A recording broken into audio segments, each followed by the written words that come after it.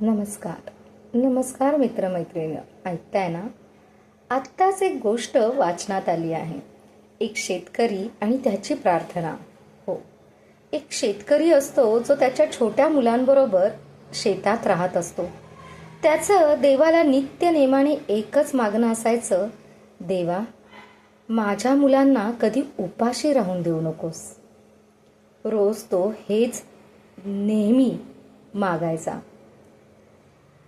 कधीही काही कमी पडले नाही त्याला. पण असा जीवनात एक दिवस आला की त्याच्या घरातलं अन्न संपलं. कसं? एका वर्षी पाऊस अजिबातच पडला नाही. पूर्ण जून महिना गेला, जुलै महिना गेला.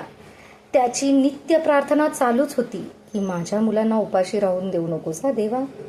पाऊस नाही येतंय तेव्हा त्यांनी सांगितलं देवाला, देवा, आज तरी पाऊस पडू देत, आज तरी पाऊस पडू देत. आणि तो ढगांकडे बघत राहायचा. पाऊस काही येत नव्हता. देवाला त्याची बहुतेक दयाच येत नव्हती. तो हताश झाला आणि तो दिवस आला की ज्यावेळेस घरातले अन्न संपले. त्याने हताशपणे, आता माझ्यासाठीच मी खड्डा खांदतो आणि त्यात गाडून घेतो तर देवाला माझी करुणा येईल आणि तो आकाशातून पाऊस पाडेल असं समजून खड्डा खणायला घेतो. जसा तो शेतात खड्डा खणायला घेतो तसा त्या खड्ड्यातून भरपूर पाणी बाहेर पडायला लागतं आणि त्याचं सगळं शेत पुन्हा एकदा हिरवंगार होईल असं लक्षात येतं. इतकं मुबलक पाणी मिळतं त्याला, कल्पनेच्याही पलीकडचं. असं का झालं असेल सांगा बरं?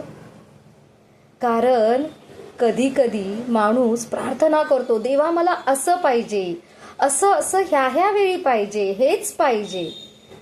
पण देव प्रार्थना ऐकत नाही म्हणून तुम्ही हताश होता. देवाने सगळी प्रार्थना ऐकलेली असते. त्याने दुसरी योजना केलेली असते. कदाचित तो तुमच्यासाठी पाऊस बनून येणार नाहीये, तर तो तुमच्यासाठी नदी बनून येणार आहे. विश्वास ठेवा, देव बघतोय, तो नक्की मार्ग काढेल. धन्यवाद.